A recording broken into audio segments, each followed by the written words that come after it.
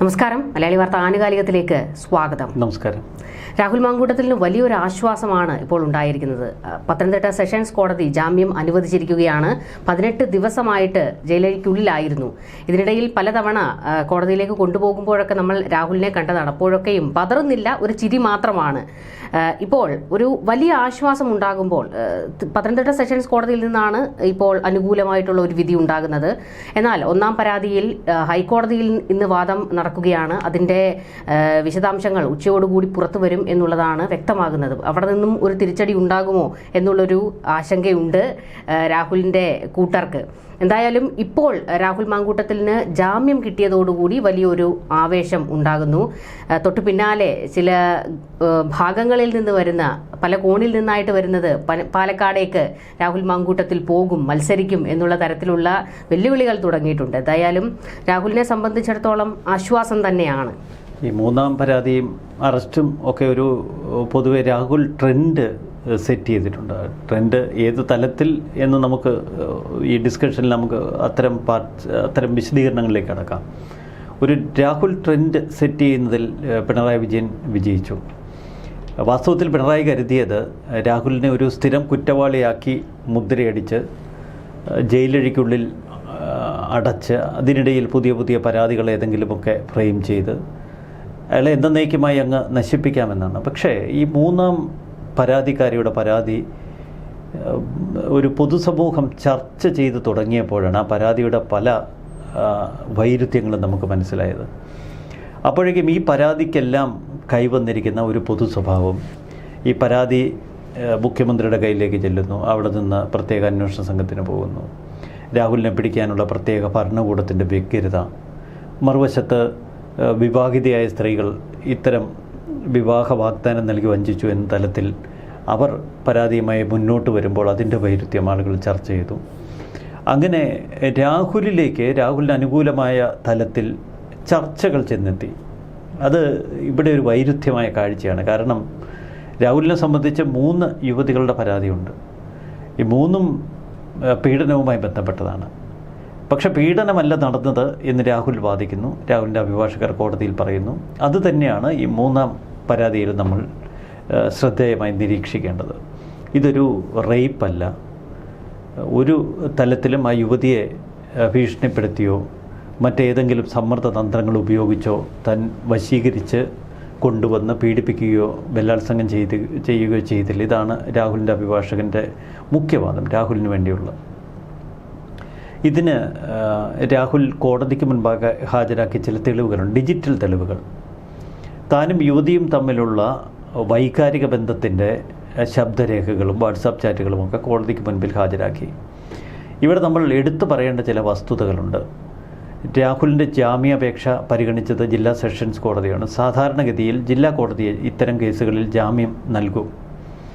ഏറ്റവും താഴെയുള്ള മജിസ്ട്രേറ്റ് കോടതിയിൽ നിന്ന് ജാമ്യം ലഭിക്കുക എളുപ്പമല്ല. അപ്പം മജിസ്ട്രേറ്റ് കോടതിയിൽ ജാമ്യത്തിന് ശ്രമിച്ചു പരാജയപ്പെട്ടു, ജില്ലാ സെഷൻസ് കോടതിയിലെത്തി. അവിടെ നിന്നിപ്പോൾ രാഹുലിന് അനുകൂലമായൊരു ജാമ്യം ലഭിച്ചിരിക്കുന്നു. പക്ഷേ ഈ ജില്ലാ സെഷൻസ് കോടതിയിൽ വാദം നടക്കുമ്പോൾ തുടക്കം മുതൽ സർക്കാർ അഭിഭാഷകൻ, പ്രോസിക്യൂഷൻ പതറുന്ന കാഴ്ചയാണ് നമ്മൾ കണ്ടത്. രാഹുലിനെ എങ്ങനെയെങ്കിലും കുറച്ച് ദിവസം അഴിക്കുള്ളിലിടുക എന്ന ഒരൊറ്റ ലക്ഷ്യമേ അവർക്കുള്ളൂ. കാരണം ജാമ്യം കിട്ടുമെന്ന് ഉറപ്പായിരുന്നു. 2 ദിവസങ്ങൾക്ക് മുമ്പ് ഈ കേസ് വാദത്തിനെടുത്തപ്പോൾ അന്ന് കോടതി ശക്തമായ ചില നിരീക്ഷണങ്ങൾ നടത്തി. ഒന്ന്, രാഹുൽ സമർപ്പിച്ച ഡിജിറ്റൽ തെളിവുകളിന്മേൽ. അപ്പോൾ പ്രോസിക്യൂഷൻ ഒരു തടസ്സവാദം ഉന്നയിച്ചു. ഈ ഡിജിറ്റൽ തെളിവുകളുടെ ആധികാരികത പരിശോധിച്ചിട്ടില്ല. ഈ ഡിജിറ്റൽ തെളിവുകളുടെ ആധികാരികത പരിശോധിക്കണം. കാരണം രാഹുലിൻ്റെ ജാമ്യം അനുവദിക്കുന്നതിൽ ഏറ്റവും ക്രൂഷ്യൽ തെളിവായി നിൽക്കുന്നത് ഈ ഡിജിറ്റൽ രേഖകളാണ്. പരസ്പര സമ്മതത്തോടെയുള്ള അടുപ്പം, ലൈംഗിക ബന്ധം, ഇത് കോടതിയിൽ സ്ഥാപിക്കുക, അതാണ് രാഹുലിൻ്റെ അഭിഭാഷകരുടെ ശ്രമം. അപ്പോൾ അതിനോട് കോടതി യോജിപ്പ് പ്രകടിപ്പിച്ചപ്പോൾ ഒരു തടസ്സം ഉന്നയിച്ചു, അതിൻ്റെ ശാസ്ത്രീയ പരിശോധന വേണം. അങ്ങനെയാണ് ഈ ജാമ്യാപേക്ഷ വിധി പറയാൻ ഇന്നത്തേക്ക് മാറ്റിവെച്ചത്. ഫലത്തിൽ 18 ദിവസം രാഹുൽ അകത്ത് കിടന്നു. പക്ഷേ രാഹുലിനെ സംബന്ധിച്ച് ഇതൊരു വലിയ വ്യക്തമായ വിജയമാണ്. കാരണം ഈ ഡിജിറ്റൽ തെളിവുകളുടെ ആധികാരികത ആ ഘട്ടത്തിൽ കോടതി പരിശോധിക്കാതെ രാഹുലിന് ജാമ്യം അനുവദിച്ചിരുന്നു എങ്കിൽ പെട്ടെന്ന് തന്നെ അപ്പീലുമായി ഹൈക്കോടതിയെ സമീപിക്കാം, രാഹുലിനെ പൂട്ടാൻ മറ്റെന്തെങ്കിലും വഴിക്ക് അവർക്ക് നീങ്ങാം. പക്ഷേ ഇവിടെ പഴുതടച്ചുള്ള ഒരു ജാമ്യം തേടലാണ് രാഹുൽ നടത്തിയത്. ഒന്ന്, കോടതിയിൽ നിന്ന് ശ്രദ്ധേയമായ ചില നിരീക്ഷണങ്ങൾ രാഹുലിൻ്റെ ജാമ്യ ഹർജിയിലുള്ള ഉത്തരവിൽ രാഹുലിന് വേണം. അത് രാഹുലിൻ്റെ 1, 2 പരാതികളിന്മേൽ ഇപ്പോൾ ഹൈക്കോടതിയിൽ നടക്കുന്ന വാദപ്രതിവാദങ്ങളിൽ രാഹുലിനെ സഹായിക്കും. കാരണം ഹൈക്കോടതി പൂർണ്ണമായും ഒരു അനുകൂല നിലപാടാണ് 1-ാം പരാതിക്കാരിയുടെ കാര്യത്തിലും 2-ാം പരാതിക്കാരിയുടെ കാര്യത്തിലും സ്വീകരിച്ചിരിക്കുന്നത്. നമുക്കറിയാം, ഈ 2 പരാതിക്കാരികളുടെ പരാതിയിൽ രാഹുലിന് അനുകൂലമായി കോടതി ഒരു സമീപനം പുലർത്തുമ്പോൾ ഇപ്പോഴൊരു 3-ാം പരാതി വന്നിരിക്കുന്നു. ആ പരാതി വ്യാജമായിരുന്നുവെന്നും ആ പരാതിയുടെ ഉള്ളടക്കം തെറ്റായിരുന്നുവെന്നും ജില്ലാ സെഷൻസ് കോടതിയിൽ തെളിയിച്ച് ആ ഉത്തരവുമായി രാഹുലിന് ഹൈക്കോടതിയിലേക്ക് ചെല്ലണം. അപ്പോൾ വളരെ പഴുതടച്ച തലത്തിൽ മജിസ്ട്രേറ്റ് കോടതിയിൽ നിന്ന് കേസ് ജില്ലാ കോടതിയിലെത്തിച്ച് അവിടെ ആ യുവതിയുമായി തനിക്കുണ്ടായിരുന്ന ബന്ധം കൃത്യമായി അവതരിപ്പിച്ച് അതിൻ്റെ ഡിജിറ്റൽ തെളിവുകൾ കൊടുത്ത് ഒരു ജാമ്യം നേടിയിരിക്കുകയാണ് ഇപ്പോൾ രാഹുൽ. ഇനിയാണ് നമുക്ക് ഈ ജാമ്യത്തിലേക്ക് എങ്ങനെ കടന്നു വന്നു എന്നതിനെക്കുറിച്ചൊന്ന് ചർച്ച ചെയ്യാം. രാഹുൽ കോടതിയിൽ പറയാൻ പറഞ്ഞത് ഈ യുവതിയെ തനിക്കറിയാം, നിഷേധിച്ചില്ല. താനുമായി വളരെ അടുത്ത സൗഹൃദമുണ്ട്, ഞങ്ങൾക്കിടയിൽ ലൈംഗിക ബന്ധമടക്കമുള്ള ബന്ധമുണ്ട്. പക്ഷേ ഇതെല്ലാം പരസ്പര സമ്മതത്തോടെയാണ്. യുവതി വിവാഹിതയാണ്, അതുകൊണ്ട് തന്നെ വിവാഹ വാഗ്ദാനം നിലനിൽക്കുന്നില്ല. ആ ഭാഗം കോടതി തുടക്കത്തിൽ തന്നെ അംഗീകരിച്ചു. ഇതിൽ വിവാഹ വാഗ്ദാനത്തിൻ്റെ എലമെൻ്റില്ല. പിന്നീടുള്ളത് റേപ്പ് നടന്നു. തിരുവല്ലയിലെ ഹോട്ടലിൽ വെച്ച് രാഹുൽ തന്നെ മൃഗീയമായി പീഡിപ്പിച്ചു എന്നാണ് യുവതി പരാതി ഉന്നയിച്ചത്. ഇവിടെ ഈ പരാതി തെളിയിക്കണമെങ്കിൽ വൈദ്യപരിശോധന വേണം, യുവതിയുടെ നേരിട്ടുള്ള മൊഴി വേണം. എന്നാൽ യുവതിയുടെ നേരിട്ടുള്ള മൊഴി ഇതുവരെ പോലീസ് രേഖപ്പെടുത്തിയിട്ടില്ല. പോലീസ് കോടതിയെ ദിവസങ്ങൾക്ക് മുൻപ് അറിയിച്ചത് കനേഡിയൻ എംബസി വഴി, കാനഡയിലുള്ള ഇന്ത്യൻ എംബസി വഴി ഈ യുവതിയെ അവിടെ എത്തിച്ച് വീഡിയോ കോൺഫറൻസിംഗ് വഴി മൊഴി രേഖപ്പെടുത്തുമെന്നാണ്. അതുണ്ടായില്ല. യുവതി കേരളത്തിലെത്തി വിശദമായ മൊഴി നൽകുമെന്ന് പറഞ്ഞിരുന്നു, എങ്കിലും യുവതി കേരളത്തിലെത്തിയില്ല. അപ്പോൾ പൂർണ്ണമായ ഉത്തരവാദിത്വം പോലീസിൻ്റെ തലയിലായി. ഇത് കോടതിയിൽ കൃത്യമായി അവതരിപ്പിക്കാൻ രാഹുലിന് കഴിഞ്ഞു. അതാണ് ഏറ്റവും വലിയ വിജയം. അപ്പോൾ യുവതി ഈ അന്വേഷണവുമായി സഹകരിക്കുന്നില്ല എന്ന് പ്രതിഭാഗം വാദിക്കുന്നു. മറുവശത്ത് പ്രോസിക്യൂഷൻ ഉന്നയിച്ച വാദം എന്താണ്? രാഹുൽ അന്വേഷണത്തോട് സഹകരിക്കുന്നില്ല, അറസ്റ്റിനോട് സഹകരിക്കുന്നില്ല. അവിടെ കോടതി എടുത്തു കുടഞ്ഞു പ്രോസിക്യൂഷനെ. നിങ്ങൾ അർദ്ധരാത്രി ഈ ഒരു രാഹുൽ MLA അറസ്റ്റ് ചെയ്തത് എല്ലാ നടപടിക്രമങ്ങളും പാലിച്ചുകൊണ്ടായിരുന്നോ എന്നൊരു കോടതിയുടെ ചോദ്യമുണ്ട്. അതിനു മുന്നിൽ ഉത്തരമുട്ടി നിൽക്കുന്ന പ്രോസിക്യൂഷനെ നമ്മൾ കണ്ടത്. അവിടെ രാഹുലിൻ്റെ അഭിഭാഷകൻ കടന്നാക്രമണമാണ് നടത്തിയത്. എല്ലാ നടപടിക്രമങ്ങളും സുപ്രീം കോടതിയുടെ ഉത്തരവ് ലംഘിച്ചുകൊണ്ടുള്ള നഗ്നമായ മനുഷ്യാവകാശ ലംഘനമാണ് രാഹുൽ MLAയുടെ അറസ്റ്റിലൂടെ നടന്നിരിക്കുന്നത്. ഇതൊരു ഭരണകൂട വേട്ടയാണ്, ഇതിൽ ഗൂഢാലോചനയുണ്ട്. അപ്പോൾ വളരെ കൃത്യമായ ആരോപണങ്ങൾ കോടതിയിൽ വാദിക്കാനും അത് സ്ഥാപിക്കാനും രാഹുലിന് കഴിഞ്ഞു. ഇതും കോടതി അംഗീകരിച്ചു. ഇനിയാണ് മറ്റൊരു തലം. 3ാമത്തെ തലം എന്ന് പറയുന്നത് ഈ യുവതിയുടെ പരാതിയെക്കുറിച്ച് തന്നെ കോടതിയെ രാഹുലിൻ്റെ അഭിഭാഷകർ ചില സംശയങ്ങൾ കൊണ്ട് മൂടി. ഒന്ന്, കാനഡയിലിരിക്കുന്ന യുവതി മുഖ്യമന്ത്രിക്കല്ല പരാതി നൽകേണ്ടത്, അതൊരു രാഷ്ട്രീയ ഗൂഢാലോചനയാണ്. ഈ പരാതിയിന്മേൽ പോലീസ് പ്രാഥമിക അന്വേഷണമൊന്നും നടത്തിയില്ല. പരാതിക്കാരിയുടെ വൈദ്യപരിശോധന പോലും നടത്തിയില്ല. അപ്പോൾ രാഹുലിനെ അറസ്റ്റ് ചെയ്യുക മാത്രമായിരുന്നു ലക്ഷ്യം. ഇതെന്തുകൊണ്ട്? രാഹുലിനെതിരെ മറ്റ് 2 പരാതികൾ നേരത്തെ വന്നിരുന്നു. ഈ 2 പരാതികൾക്ക് പിന്നിലും ചില ഗൂഢാലോചനകൾ ജില്ലാ സെഷൻസ് കോടതി പോലും സംശയിച്ചു. കാരണം തിരുവനന്തപുരം ജില്ലാ സെഷൻസ് കോടതിയുടെ ഉത്തരവില്ല അതുണ്ട്. അപ്പോൾ രാഷ്ട്രീയ ഗൂഢാലോചന നടക്കുന്നു. 1ഉം 2ഉം പരാതികൾ കോടതിയിൽ പരാജയപ്പെട്ടു. അതുകൊണ്ട് തന്നെ ഒരു 3ാം പരാതിക്കാരിയെ അവതരിപ്പിച്ചു എന്ന നിലയിൽ കോടതിയിൽ വാദിച്ചുറപ്പിക്കാൻ രാഹുലിൻ്റെ അഭിഭാഷകന് കഴിഞ്ഞു. ഇതിൽ നിന്ന് ഒരു കാര്യം വ്യക്തമാണ്. ഈ 3ാം നമ്മൾ പറയുന്ന സോക്കോൾഡ് അതിജീവിതയുടെ പരാതി നിയമപരമായി നിലനിൽക്കില്ല. ഇതാണ് നമ്മൾ തുടക്കം മുതൽ ഈ കാര്യത്തിൽ പറഞ്ഞുകൊണ്ടിരുന്നത്. ഈ പരാതി നിയമപരമായി നിലനിൽക്കില്ല. എന്തുകൊണ്ടാണ് ഈ പരാതിക്കാരി ഇതുവരെ കേരളത്തിലെത്താതെ നിൽക്കുന്നത്? കാനഡയിൽ നിന്ന് ജീവിതത്തെ ഇത്രയധികം ബാധിച്ച, ഇത്രയധികം ആ യുവതിയെ ട്രോമയിലാക്കി എന്ന് പറയപ്പെടുന്ന ഒരു സംഭവമുണ്ടായിട്ട് എന്തുകൊണ്ട് അവർ കേരളത്തിലേക്ക് വരുന്നില്ല? അവരുടെ ഇപ്പോഴത്തെ മറൈറ്റൽ സ്റ്റാറ്റസ് എന്താണ്, അവരുടെ ജീവിതം തകർന്നു എന്ന് പറയുന്നു. എങ്ങനെ തകർന്നു? ഭർത്താവ് ഒന്നിച്ച് ജീവിക്കുന്നതിനിടയിലാണ് ഈ ബന്ധത്തിലേക്ക് വന്നത് എന്ന് അവരുടെ ചാറ്റുകളിൽ വ്യക്തമാണ്, അവരുടെ വാക്കുകളിൽ വ്യക്തമാണ്. എന്തിനാണ് ഒരു ദാമ്പത്യ ജീവിതത്തിൽ ഉൾപ്പെട്ടിരിക്കെ തന്നെ ഇത്തരം ബന്ധങ്ങളിലേക്ക് അവർ വന്നത്? ഈ യുവതി തന്നെയാണ് രാഹുലിന് ആദ്യം അങ്ങോട്ടേക്ക് വാട്സാപ്പ് മെസ്സേജ് അയച്ചത്. പിന്നീട് തിരുവല്ല ഹോട്ടലിലെ കൂടിക്കാഴ്ച അതെങ്ങനെ നടന്നു എന്നതൊക്കെ നമുക്ക് പിന്നീടുള്ള വാട്സാപ്പ് ചാറ്റുകളിൽ വ്യക്തമാണ്. ഒടുവിൽ ഈ യുവതി അടൂരിൽ വെച്ച് രാഹുലിനെ കാണാൻ ശ്രമിക്കുന്നു, നടക്കാതെ വരുന്നു. പിന്നീട് പാലക്കാട്ടേക്ക് ഈ യുവതി എത്തുന്നു. രാഹുലിനെ കാണണം എന്ന് വാശി പിടിച്ചുകൊണ്ട് ഫെനി നൈനാനുമായി ചാറ്റ് ചെയ്യുന്നു. അതിൻ്റെയൊക്കെ തെളിവുകൾ പുറത്തു വന്നല്ലോ. എല്ലാ തെളിവുകളും പുറത്തു വന്നപ്പോൾ ഈ യുവതി പിന്നീട് പെട്ടെന്ന് നിസ്സംഗതയോടെ അങ്ങ് ഉൾവലിഞ്ഞു എന്ന് വേണം നമ്മൾ മനസ്സിലാക്കാൻ. ഇവിടെ ആകെപ്പെട്ടിരിക്കുന്നത് കേരളത്തിൻ്റെ ഈ പോലീസ് സംഘമാണ്, പ്രത്യേക അന്വേഷണ സംഘമാണ്. എന്തിനാണ് ഇത്ര ഒരു വെപ്രാളത്തിൽ വാശിയിൽ രാഹുലിനെ അറസ്റ്റ് ചെയ്ത് അകത്തിട്ടത്? ഇവിടെ ഒരു രക്തസാക്ഷി പരിവേഷം ആർജിക്കാൻ ഇടയ്ക്ക് രാഹുലിന് കഴിഞ്ഞു. ഈ മൂന്നാം അതിജീവിതയുടെ പരാതിയിലെ വൈരുദ്ധ്യങ്ങൾ പൊതുസമൂഹത്തിന് മുന്നിൽ ചൂണ്ടിക്കാട്ടുന്നതിൽ സമൂഹ മാധ്യമങ്ങളിൽ ചില നിർണായക റോളുകൾ വഹിച്ചു. അതൊക്കെ വലിയ ഇമ്പാക്റ്റ് ഉണ്ടാക്കി, വലിയ ചർച്ചകൾക്ക് വഴിവെച്ചു. പിന്നീട് മറ്റൊന്നും നമ്മൾ മനസ്സിലാക്കേണ്ടത്, ഇപ്പോൾ ഇടതുപക്ഷം CPM ഇതേക്കുറിച്ച് ഒന്നും ഉരിയാടുന്നില്ല. ഇതിന് പിന്നിൽ ഒരു ഗൂഢാലോചനയുണ്ട് എന്ന് രാഹുൽ കോടതിയിൽ വാദിക്കുമ്പോൾ അതിനോട് നമുക്ക് ചേർന്ന് നിൽക്കാൻ പറ്റുന്ന മറ്റു ചില സംശയങ്ങൾ കൂടിയുണ്ട്. കാരണം ജനുവരി 11 രാഹുലിനെ അറസ്റ്റ് ചെയ്തത് പാലക്കാട് ഹോട്ടലിൽ വെച്ച്. ആ ദിവസം അതിന് തൊട്ട് തലേന്നാണ് ഈ ശബരിമല സ്വർണ്ണക്കൊള്ളയുമായി ബന്ധപ്പെട്ട ഏറ്റവും നിർണായകമായ ചില വിവരങ്ങൾ പുറത്തു വന്നത്. തന്ത്രിയിലേക്ക് പിന്നീട് മന്ത്രിയിലേക്കൊക്കെ അന്വേഷണം നീളുന്ന കാഴ്ചകൾ, വളരെ ഭയാനകമായ തരത്തിലേക്ക് ശബരിമല സ്വർണ്ണക്കൊള്ള വളരുന്നു എന്ന വാർത്തകൾ പുറത്തു വന്നപ്പോഴാണ് ഈ രാഹുൽ കേസ് പെട്ടെന്ന് ഉദയം ചെയ്തത്. അത് ഗൂഢാലോചന വ്യക്തമാക്കുന്ന ഒരു സംഭവമാണ്. ഇതെല്ലാം കൂടി ചേർത്ത് വായിച്ച് കോടതിയുടെ നിരീക്ഷണങ്ങൾ കൂടി നമ്മൾ ഇവിടെ ചർച്ച ചെയ്യുമ്പോൾ ഒരു കാര്യം വ്യക്തമാണ്: മൂന്നാം അതിജീവിതക്കാരിയുടെ പരാതി നിയമപരമായി നിലനിൽക്കാനുള്ള സാധ്യത വളരെ കുറവാണ്. ഇവിടെ ഇപ്പോൾ ഈ ഒന്നാം പരാതിക്കാരിയുടെ വിഷയം ഇപ്പോൾ ഹൈക്കോടതിയിൽ എടുക്കാൻ പോകുകയാണ്. പക്ഷെ അതിനൊക്കെ മുൻപ് ഈ ഒന്നാം പരാതിക്കാരി മറ്റ് ചില വെളിപ്പെടുത്തൽ കൂടെ നടത്തിയിരുന്നു. അതായത് തനിക്ക് അതിക്രൂരമായ പീഡനം നേരിട്ടു, അതേക്കുറിച്ചുള്ള വിശദാംശങ്ങൾ ആ പരാതിയിലും അവർ പറയുന്നുണ്ട്. അതായത് രാഹുലിന് ഒരുപാട് സ്ത്രീകളുമായിട്ടാണ് അയാൾക്ക് ബന്ധമുള്ളത്, അതിൽ പോക്സോ കേസ് ഉൾപ്പെടെയുള്ളവരെ തനിക്കറിയാം എന്നുള്ള രീതിയിലേക്കൊക്കെയാണ് അവർ ആ പരാതിയിൽ ഉന്നയിച്ചിരിക്കുന്ന പ്രധാനപ്പെട്ട പോയിന്റുകൾ. നമ്മൾ ഇതിനു മുൻപ് പലതവണ കേട്ടതാണ് ഈ പോക്സോ കേസ് വരാൻ പോകുന്നു എന്നൊക്കെ ഉള്ളത്.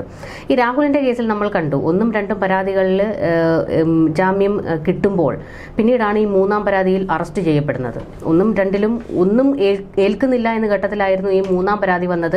ഇത് രാഷ്ട്രീയ ഇടപെടൽ തന്നെയാണ് എന്ന് ജനം സംശയിക്കുകയും ഒക്കെ ചെയ്തിരുന്നു.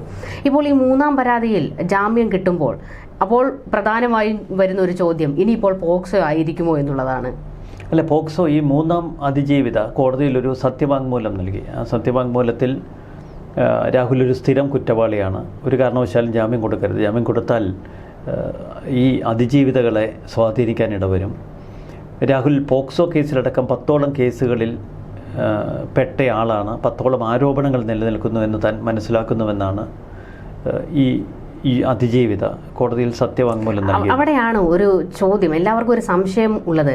ഈ ഒന്നാം പരാതിക്കാരിക്കും മൂന്നാം പരാതിക്കാരിക്കും ഒക്കെ ഇതിൽ ഉൾപ്പെട്ട ബാക്കിയുള്ളവരെ എങ്ങനെ അറിയാം? അതെ, അതാണ് ഏറ്റവും ശ്രദ്ധേയമായ. ഇവിടെയാണ് ഞാൻ അതിലേക്കായിരുന്നു വന്നത്. ഇവിടെയാണ് ആ ഗൂഢാലോചന മണക്കുന്നത്.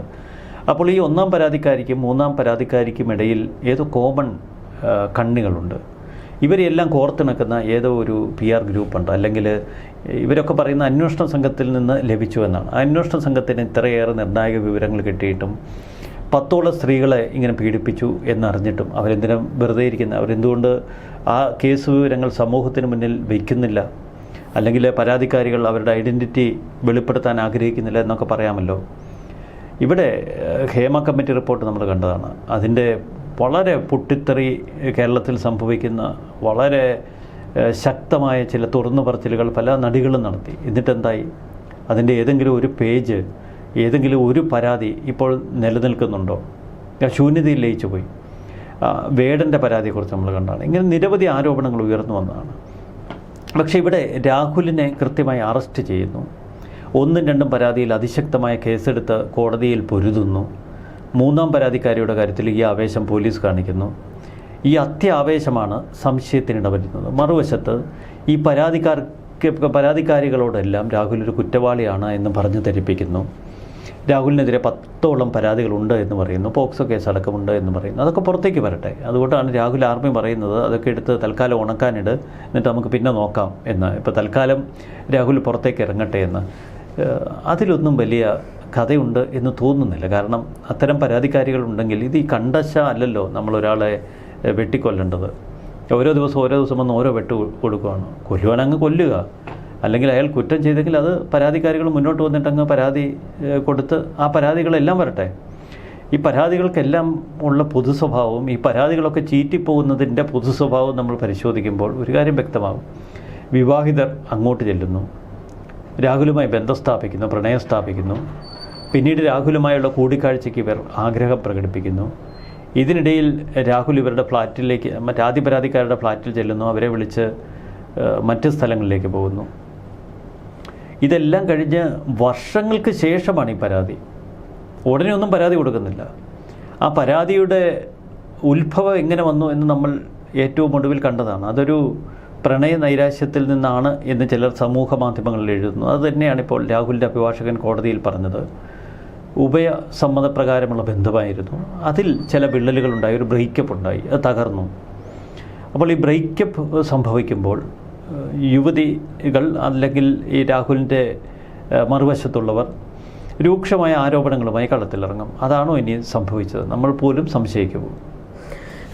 ഇപ്പോൾ ഈ പറയുന്ന പോലെ തന്നെ പരാതിക്കാരെല്ലാവരും തന്നെ കോടതിയിൽ വെളിപ്പെടുത്തിയിരിക്കുന്ന ഒരു കാര്യം, രാഹുലിന് ജാമ്യം കിട്ടിക്കഴിഞ്ഞാൽ കേസ് അട്ടിമറിക്കാൻ ശ്രമിക്കും, അതിജീവിതകളെ അധിക്ഷേപിക്കാനും അവരെ ഭീഷണിപ്പെടുത്താനുമുള്ള ശ്രമങ്ങൾ, സമ്മർദ്ദം ചെലുത്തി കേസിൽ നിന്ന് പിന്മാറാനുള്ള ചില ഭീഷണികളൊക്കെ ഉണ്ടായേക്കാം എന്ന് പറയുന്നു.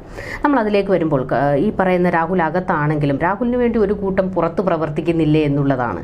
കാരണം ഫെനി നയനാൻ ആദ്യം കുറച്ച് വെളിപ്പെടുത്തലുകൾ നടത്തുന്നു. അതായത് 3-ാം പരാതിക്കാരിയുടെ സ്ക്രീൻഷോട്ടുകൾ പുറത്തുവിടുന്നു. അത് കഴിഞ്ഞ ദിവസം റിനിയുമായി ഉൾപ്പെട്ട് ചില ആരോപണങ്ങൾ ഉന്നയിക്കുന്നു. അതായത് ഇതിലൊരു ഗൂഢാലോചനയുണ്ട് എന്നവർ പറഞ്ഞു വെക്കുന്നു. തൊട്ടപ്പുറത്ത് ഈ അതിജീവിതകളുടെ ഐഡന്റിറ്റി വെളിപ്പെടുത്തുന്ന തരത്തിലേക്ക് രാഹുലിന്റെ സൈബർ ഗ്രൂപ്പുകൾ ചില കളികൾ നടത്തുന്നു. ഇതിലൊന്നും രാഹുലിന് ഒരു അറിവുമില്ല എന്ന് നമുക്ക് അങ്ങ് കരുതാൻ കഴിയുമോ? രാഹുൽ കുറേ ദിവസമായിട്ട് പിണറായി വിജയൻ്റെ പോലീസ് സെക്യൂരിറ്റി കൊടുക്കുന്ന ജയിലിലേക്കുള്ളിൽ കഴിയുകയാണ്. അതിൻ്റെ ഇടയ്ക്ക് ഒറ്റയ്ക്കും പറ്റയ്ക്കും ഒക്കെ ആളുകൾ കാണാൻ ചെല്ലുന്നുണ്ട്. രാഹുലിനോട് ആരാധനയുള്ളൊരു വലിയ വൃന്ദം ജയിലിന് ചുറ്റുമുണ്ട്. ജയിലിന് ചുറ്റും മീൻസ് നമ്മുടെ സമൂഹത്തിലുണ്ട്. പക്ഷേ ഇവിടെ ഈ അതിജീവിതമാർക്ക് വേണ്ടി ശബ്ദമുയർത്തുന്ന എത്ര ഗ്രൂപ്പുകളുണ്ട്. ഈ അതിജീവിതകൾ എന്തുകൊണ്ട് ഭയം പ്രകടിപ്പിക്കുന്നു? തങ്ങളെ സ്വാധീനിക്കാൻ രാഹുൽ ശ്രമിക്കുമോ? തങ്ങളുടെ പരാതി അട്ടിമറിക്കാൻ ശ്രമിക്കുമോ എന്നൊക്കെയല്ലേ അവർ ഭയക്കുന്നത്. പക്ഷേ ഈ പരാതി പോലും ചോദ്യം ചെയ്യപ്പെടുമ്പോൾ അത്തരം ആകുലതകൾക്ക് എന്തടിസ്ഥാനം? പരാതി പോലും കോടതിയിൽ ചോദ്യം ചെയ്യപ്പെടുകയാണ്. ഈ പരാതിയുടെ നിജസ്ഥിതി, സത്യാവസ്ഥ സംശയിക്കപ്പെടുകയാണ്. ഞാൻ പരാതിയെ തള്ളിപ്പറയുകയല്ല, പക്ഷേ അതിലെ ആ പരാതിയിൽ ഉന്നയിക്കുന്ന പല ആരോപണങ്ങളും പരാതിക്കാരിക്ക് കോടതിക്ക് സംശയ ദൂരീകരണം വരുത്തി കോടതിയെ പോലും ധരിപ്പിക്കാൻ കഴിയുന്നില്ല. അവിടെയാണ് ഇതേ പിണറായി വിജയൻ്റെ പോലീസ് രാഷ്ട്രീയമായി രാഹുലിൻ്റെ ശത്രുക്കൾ ഇത്ര വലിയൊരു സംവിധാനം ഈ കേസുകൾ അന്വേഷിച്ചിട്ടും എന്തുകൊണ്ടാണ് ഈ പരാതിക്കാരിയുടെ ഭാഗം വീക്കാകുന്നത്? അതുകൊണ്ടാണ് രാഹുൽ രക്ഷപ്പെടുന്നത്. പരാതിക്കാരികളുടെ ഇത്തരം ആരോപണങ്ങൾ പലതും വളരെ ദുർബലമായി പോകുന്നു.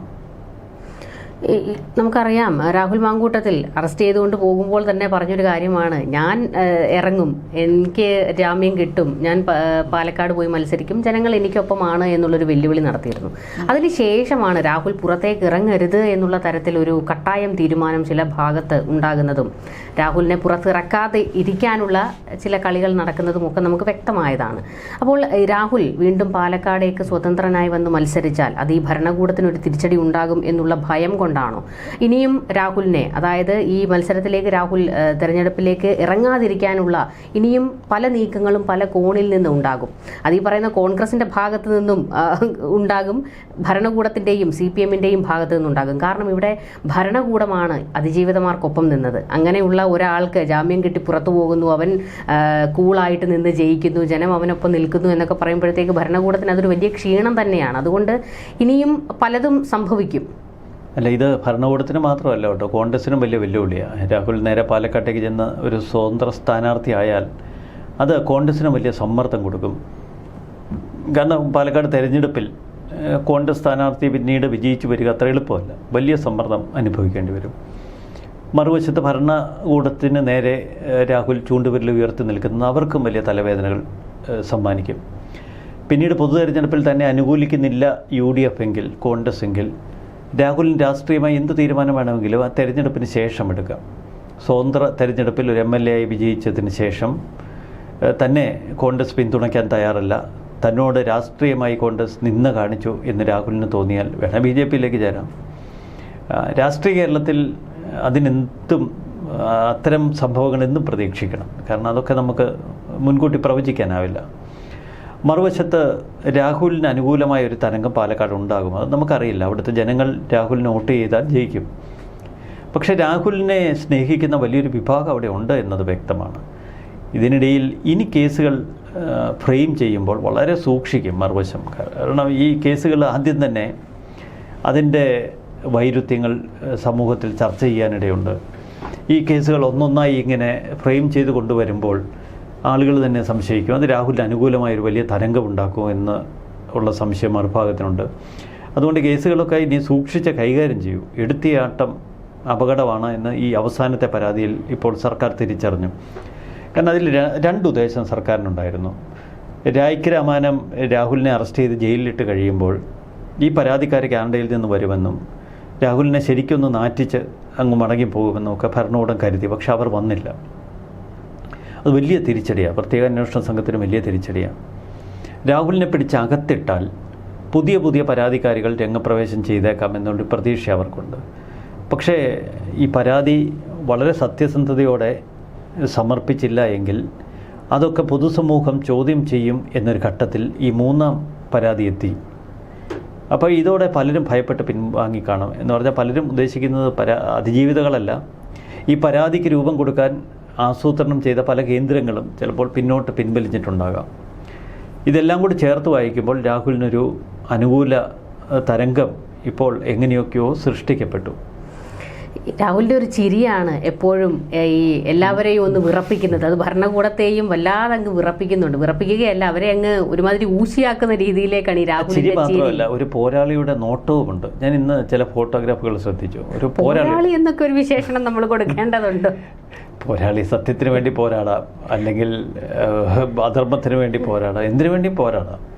ഒരു പോരാളി എന്ന് ഉദ്ദേശിക്കുന്നത് ഒരു യോദ്ധാവ് എന്നുള്ള നിലയിലാണ്. ഇവിടെ ഇപ്പോൾ ഈ ചിരിയാണ് പ്രശ്നം. അതായത് ഈ തിരുവല്ല കോടതിയിൽ നിന്ന് ജാമ്യം ഇല്ല എന്ന് പറഞ്ഞ് പുറത്തേക്ക് ഇറക്കുമ്പോഴും ചിരിയാണ്. അപ്പോൾ ഇയാളുടെ ഒരു മാനസിക നില എന്താണ് എന്നുള്ളതാണ് ഈ എല്ലാവരെയും കുഴപ്പിക്കുന്നത്. സാധാരണ എല്ലാവർക്കും ഒരു ജയിലിലേക്ക് പോകുന്നു, ജാമ്യം നിഷേധിക്കപ്പെടുന്നു. അത് മാത്രമല്ല, രാഹുലിനെ സംബന്ധിച്ചിടത്തോളം ഈ നിയമസഭാ തെരഞ്ഞെടുപ്പിൽ ഒരു മന്ത്രി കസേര വരെ ജയിച്ചു കഴിഞ്ഞാൽ സ്വപ്നം കണ്ടു കഴിഞ്ഞിരുന്ന, അല്ലെങ്കിൽ ജനങ്ങൾ പോലും പറഞ്ഞിരുന്നതാണ് ഒരു മന്ത്രി കസേരയ്ക്ക് അർഹനാണ് എന്ന് പറഞ്ഞെടുത്തു എന്നാണ് ഇത്രയും വലിയ വീഴ്ച ഉണ്ടായത്. എന്നിട്ട് പോലും അങ്ങ് ചിരിയാണ്. ഇതിനൊക്കെ അപ്പുറത്തേക്ക് ഈ രാഹുലിൻ്റെ ഈ കോൺഫിഡൻസും ഈ ചിരിയും കാണുമ്പോഴാണ് ജനങ്ങൾ പ്രതികരിക്കുന്നത്. അതായത് അയാളുടെ ഭാഗത്ത് തെറ്റില്ലാത്തത് കൊണ്ടല്ലേ അയാൾ ഇങ്ങനെ നെഞ്ചും വിരിച്ച് നിൽക്കുന്നത്. അല്ലെങ്കിൽ പിന്നെ ഇത്രത്തോളം ആൾക്കാർ, സ്വന്തം പാർട്ടിക്കാർ, ഭരണകൂടം, CPM എല്ലാവരും വളഞ്ഞിട്ട് ആക്രമിക്കുമ്പോഴും നിലത്ത് വീഴില്ലേ? എത്ര വമ്പനാണെങ്കിലും ഒന്ന് വീഴും. പക്ഷേ ഇയാൾക്ക് അങ്ങനെയുള്ള ഒരു കൂസലൊന്നുമില്ല. ഇയാൾ കോടതിയിൽ കള്ളം പറയുന്നില്ല, അവരുമായിട്ട് എനിക്ക് ബന്ധമുണ്ടായിരുന്നു എന്ന് പറയുന്നു. തൊട്ടിപ്പുറത്ത് നമ്മൾ ഈ പരാതിയിൽ സംശയിക്കത്തക്കതായിട്ടുള്ള ഒരുപാട് കാര്യങ്ങൾ വരുന്നു. ഈ ചിരി എന്ന് പറയുന്നത് ശരിക്കും രാഹുൽ കാണിക്കുന്ന ഒരു ബുദ്ധിയാണോ എന്നുള്ളൊരു ചോദ്യമാണ്. കാരണം ഈ എത്ര അടിച്ചാലും ചാകുന്നില്ല. മൂക്കറ്റ പൊങ്ങിയാൽ പിന്നെ കുളിരേണ്ടതില്ല എന്ന് പറയുന്നതിന് സമാനമാണ് രാഹുലിൻ്റെ അവസ്ഥ. രാഹുലിന് ഇനി ഈ സദാചാരം പ്രസംഗിച്ചിട്ടോ ധാർമ്മികതയെക്കുറിച്ച് സംസാരിച്ചിട്ടോ കാര്യമില്ല. മറുവശത്ത് രാഹുൽ തുടക്കം മുതൽ പറയുന്നത് എന്താ, ഞാൻ നിയമപരമായി തെറ്റ് ചെയ്തിട്ടില്ല. അത് പക്ഷേ അവസാന പരാതി വരെ ഉറപ്പിച്ച് നിർത്താൻ രാഹുലിന് കഴിഞ്ഞു. അത് അയാളുടെ വിജയമാണ്. 2, രാഷ്ട്രീയമായി ഒരാൾ പരാജയപ്പെടുന്നത് ജനം തിരസ്കരിക്കുമ്പോഴാണ്. പക്ഷേ ഇയാൾക്ക് ഈ സമൂഹ മാധ്യമങ്ങളിലും ചാനലുകളിലുമൊക്കെ വീഡിയോയ്ക്കും പോസ്റ്റുകൾക്കും താഴെ വരുന്ന കമൻറ്റുകൾ ശ്രദ്ധിച്ചാൽ ഒരു കാര്യം മനസ്സിലാവും, വലിയൊരു പിന്തുണ ഇപ്പോഴും ഉണ്ട്. ആ പിന്തുണയ്ക്ക് ഒരൊറ്റ കാരണമേ ഉള്ളൂ, പിണറായി വിജയൻ എന്ന ആ ഭരണാധികാരിക്കെതിരെ നടത്തുന്ന ഒറ്റയാൻ പോരാട്ടങ്ങൾ. ഭരണകൂട ഭീകരതയ്ക്കെതിരെ നിന്ന് കേരളത്തിൽ അതിശക്തമായി ഒരു സമരമുഖം തുറന്ന ഒരു വ്യക്തി, ഒരു നേതാവ് എന്ന നിലയിൽ. അപ്പോൾ അങ്ങനെ ഒരു പിന്തുണ ശരിക്കും രാഹുലിന് കിട്ടുന്നുണ്ട്. അതിപ്പോഴും കിട്ടിക്കൊണ്ടിരിക്കുന്നു. 3, രാഷ്ട്രീയം എപ്പോഴും ഒരു പോരാട്ടത്തിൻ്റേതാണ്, അവസരങ്ങളുടെ കലയാണ്. പോരാട്ടത്തിൽ അയാൾ തളർന്നിട്ടില്ല. ജയിലിലഴിക്കുള്ളിൽ കിടക്കുമ്പോഴും ഒരു നോട്ടത്തിലൂടെ, ഭാവത്തിലൂടെ അയാൾ തൻ്റെ പോരാട്ടം, രാഷ്ട്രീയ പോരാട്ടം നിലനിർത്തുന്നു. മറുവശത്ത് അയാൾ നേരെ പാലക്കാട്ടേക്ക് പോകും എന്ന ഒരു പൊതുബോധം എടുത്തിരിക്കുന്നു. പാലക്കാട്ടെ ജനങ്ങൾ തനിക്കൊപ്പം നിൽക്കുന്നു എന്നയാൾ കേരളത്തിൻ്റെ പൊതുസമൂഹത്തെ ധരിപ്പിച്ചിരിക്കുന്നു. ഇതൊക്കെ യാഥാർത്ഥ്യമായാൽ അയാളെ അത്ര പെട്ടെന്ന് ആർക്കും തിരസ്കരിക്കാനോ അയാളെ അത്ര പെട്ടെന്ന് ആർക്കും വെട്ടിവീഴ്ത്താനോ കഴിയില്ല. ഈ പോരാട്ടമാണോ അതോ ഈ അപാര തൊലിക്കെട്ടിയാണോ? അല്ല, ഈ പോരാട്ടം അതിൻ്റേതായ തലത്തിൽ നോക്കുമ്പോൾ അതിനെല്ലാം നല്ല തൊലിക്കെട്ടി വേണം. നമ്മളെ സ്വയം മറന്നെങ്കിൽ ശരിക്കും ഒരു യുദ്ധഭൂമിയിൽ നമുക്കൊരു നല്ല പോരാളിയാകാൻ കഴിയും. നമ്മളെക്കുറിച്ച് ഒരുപാട് ചിന്തിച്ചാൽ പ്രശ്നമാണ്. രാഹുൽ നല്ല സമയത്താകാവുന്ന കാലത്ത് തന്നെക്കുറിച്ച് ഒത്തിരി ചിന്തിച്ചു. തൻ്റെ പ്ലഷർ, അതിനുവേണ്ടി അയാൾ കുറേയേറെ സോക്കോൾഡ് ക്രൂരതകൾ കാട്ടി. അതിനെല്ലാം ക്രൂരതകൾ കാട്ടിയെന്ന് സമ്മതിക്കുന്നുണ്ട്. എന്തോ ക്രൂരതകൾ കാട്ടിയെന്ന് സമ്മതിക്കുന്നുണ്ട്. ക്രൂരത ഞാൻ ഇൻവേർട്ടഡ് കോമയിലാണ് പറഞ്ഞത്. അയാൾ ഉഭയസമ്മതപ്രകാരം അയാൾക്ക് താല്പര്യമുള്ള ചില വനിതാ സുഹൃത്തുക്കളുമായി ബന്ധം തുടങ്ങി. അല്ല, ഞാൻ അവിടെ എനിക്ക് സംശയമുള്ളൊരു കാര്യമാണ്. ഈ ഉഭയകക്ഷി സമ്മതത്തോടെ ലൈംഗിക ബന്ധത്തിൽ ഏർപ്പെട്ടു എന്ന് പറയുമ്പോഴും ഈ ചില ആൾക്കാർക്കുണ്ടല്ലോ, ഈ ലൈംഗിക വൈകൃതമുള്ള ആൾക്കാരുണ്ടല്ലോ, ആ രീതിയിലേക്ക് ഈ സ്ത്രീകളെ ഉപയോഗിച്ചപ്പോൾ അവരതിനെ എതിർത്തിട്ടുണ്ടാകാം എന്നുള്ളത് ചിലപ്പോൾ സത്യമായി കൂടെ? അല്ല, ലൈംഗിക വൈകൃതത്തിന് ഈ സ്ത്രീകളെ ഉപയോഗിച്ചു, അതിൻ്റെ പേരിൽ എതിർപ്പുണ്ടായി എങ്കിൽ നമുക്കത് സമ്മതിക്കാം. അവിടെ സാധാരണ സ്ത്രീ എന്താ ചെയ്യേണ്ടത്? അയാളുടെ ആ ലൈംഗിക വൈകൃതം മനസ്സിലായി. എന്തായാലും ഉഭയസമ്മതം അതിലെല്ലാം അടങ്ങിയിട്ടുണ്ടല്ലോ. ഉഭയസമ്മതം അനുസരിച്ചാണല്ലോ ഒരു സ്ത്രീ അയാളിലേക്ക് ചെല്ലുന്നത്. അപ്പോൾ അയാൾ ഏതെങ്കിലും തലത്തിലുള്ള വൈകൃതം കാട്ടിയാൽ അപ്പോൾ സാമാന്യബോധമുള്ളൊരു സ്ത്രീ എന്താ ചെയ്യുന്നത്? ബുദ്ധിപൂർവ്വം പിൻവാങ്ങും, അല്ലെങ്കിൽ പിന്നീട് അയാളെ തിരിഞ്ഞു നോക്കത്തില്ല. അത്തരം വൈകൃതങ്ങൾ ഇഷ്ടപ്പെടുന്നവർ പിന്നീട് പുറകെ ചെല്ലും. അല്ലെങ്കിൽ അത്തരം വൈകൃതങ്ങൾ കുഴപ്പമില്ല എന്നുള്ളവർക്ക് മാത്രമല്ലേ പിന്നീട് ഇയാളെ കല്യാണം കഴിക്കാനോ ഒരുമിച്ച് ജീവിക്കാനോ കഴിയും. അവിടെയാണ് നമുക്ക് തോന്നുന്ന വലിയ വൈരുദ്ധ്യം. ഇയാൾക്ക് ലൈംഗിക വൈകൃതം ഉണ്ടോ ഇല്ലയോ എന്നൊന്നും നമുക്കറിയില്ല. പിന്നീട് രണ്ട് പേർ തമ്മിൽ ഒരു ബ്രേക്കപ്പ് ഉണ്ടാകുമ്പോൾ, ഒരു സ്ത്രീയും പുരുഷനും തമ്മിലുണ്ടാകുമ്പോൾ, പിന്നീട് അതിൽ ഓരോരുത്തരും വിളിച്ചു പറയുന്നതിന് ഒന്നും അന്തവും കുന്തവും ഉണ്ടാവില്ല. അതിഭയാനകമായ കാര്യങ്ങൾ തന്നെ വിളിച്ചു പറയും. നമ്മൾ ഈ ഡൈവേഴ്സൊക്കെ നടക്കുന്ന കോടതികൾ, കുടുംബ കോടതികളിൽ കേൾക്കാറുള്ളതാണ്. അയാൾ അവിടെ നോക്കി ഇവിടെ ഇങ്ങനെ പറയുന്നതിനൊന്നും ഒരു നമ്മൾ കേട്ടാൽ പോലും ഭയക്കുന്ന പല ആരോപണങ്ങൾ ഉയർന്നു വരും. പക്ഷേ ഇയാൾ ഈ പറയുന്ന പോലെ ഓരോരോ സ്ത്രീകളിലേക്ക് പകർനാട്ടം നടത്തി അവരൊക്കെയായിട്ട് ബന്ധം തുടർന്നു എന്നത് നമ്മുടെ ഈ സോക്കോൾഡ് സ്ട്രക്ചർ, ഒരു സദാചാരം അനുസരിച്ച് നോക്കുമ്പോൾ നമുക്ക് വിമർശിക്കാം. പ്രത്യേകിച്ച് ഇയാൾ പൊതുപ്രവർത്തകനാണ്, MLA ആണ്, കുറച്ചുകൂടിയൊക്കെ അടക്കമൊതുക്കം വേണ്ടേ എന്ന് നമുക്ക് വേണേൽ തോന്നാം. പക്ഷെ നമ്മുടെ ആ ബോധ്യത്തെ, നമ്മുടെ ആ ചോദ്യത്തെ തകർക്കുന്നൊരു സംവിധാനം എവിടെയുണ്ട്? അതെന്താണ്? പാലക്കാട് തെരഞ്ഞെടുപ്പിൽ, ഇനി നടക്കാൻ പോകുന്ന തെരഞ്ഞെടുപ്പിൽ സ്വതന്ത്രനായ ഇയാളെ ജനം തെരഞ്ഞെടുത്താൽ നമ്മൾ പോലും നമ്മളുടെ തലയിൽ ഏറ്റിക്കൊണ്ട് നടക്കുന്ന ആ പൊതുബോധം തെറ്റായിരുന്നു എന്ന് നമ്മൾ ചിന്തിക്കേണ്ടി വരും. നമ്മളത് തിരുത്തേണ്ടി വരും. ഈ സദാചാരം എന്നൊക്കെ പറയുന്ന സമൂഹം നമ്മളിൽ ഏൽപ്പിച്ചിരിക്കുന്ന, നമ്മളേതോ ഒരു സംസ്കാരത്തിൻ്റെ ഭാഗമായി പിന്തുടരണമെന്ന് ചിലർ ശഠിക്കുന്ന ഒരു പ്രക്രിയ മാത്രമാണ്. ആ പ്രക്രിയ ഇയാൾ ചോദ്യം ചെയ്തു. ഇയാൾ നമ്മുടെ സോക്കോൾഡ് സദാചാരത്തിനെതിരെ അയാൾ ജീവിച്ചു. ആ സദാചാരത്തിൻ്റെ ഈ ഉരകല്ലിലൊന്നും കിടന്ന് അയാൾ അതിന് ചുറ്റും വട്ടം കറങ്ങിയില്ല. അയാൾ അതിനെയെല്ലാം പൊട്ടിച്ചെറിഞ്ഞ് പുറത്തേക്ക് പോയി.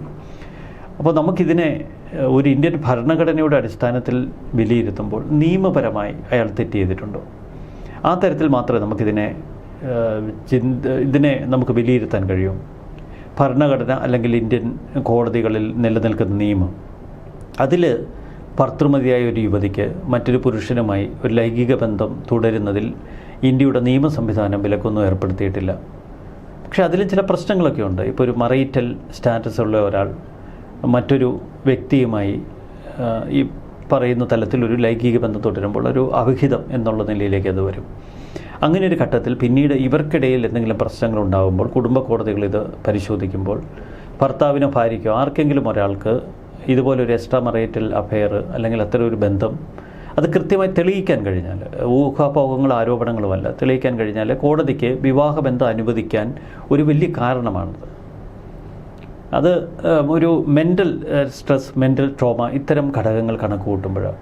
അതിനപ്പുറം നിയമപരമായ വലിയ പ്രശ്നങ്ങളില്ല. ഇവിടെ രാഹുൽ ഉയർത്തിയത് നിയമപരമായ തനിക്ക് കിട്ടുന്നൊരു സംരക്ഷണമാണ്. അയാൾ ആ ഉയർത്തിപ്പിടിച്ച നിയമപരമായ ഒരു സംരക്ഷണത്തിൽ അയാൾ വിജയിക്കുന്നുവെങ്കിൽ അയാൾ നമുക്ക് വെറുതെ ചീത്ത പറയാം എന്നേ ഉള്ളൂ. അയാളുടെ ഭാഗം വിജയിക്കുകയാണ്.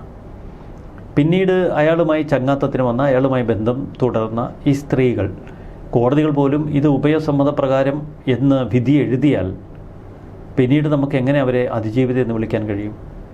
ഞാനിപ്പോൾ ഈ പർട്ടിക്കുലർ കേസല്ല പറയുന്നത്, പൊതുവേ പിന്നീട് നമുക്ക് അവരെ അതിജീവിത എന്ന് വിളിക്കാൻ കഴിയില്ല.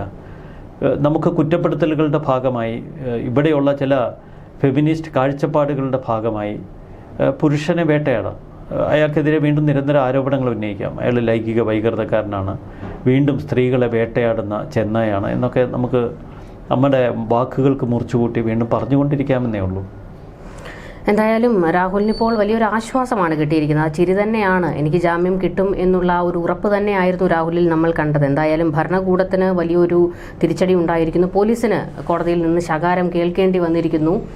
എന്തായാലും ഇനിയിപ്പോൾ വരും ദിവസങ്ങളിൽ പുതിയ പുതിയ കേസുകൾ വരുമോ എന്നുള്ളതും കാത്തിരുന്ന് കാണേണ്ടതാണ്. കൂടുതൽ ചർച്ചകളുമായി കാണാം. നമസ്കാരം. നന്ദി. നമസ്കാരം.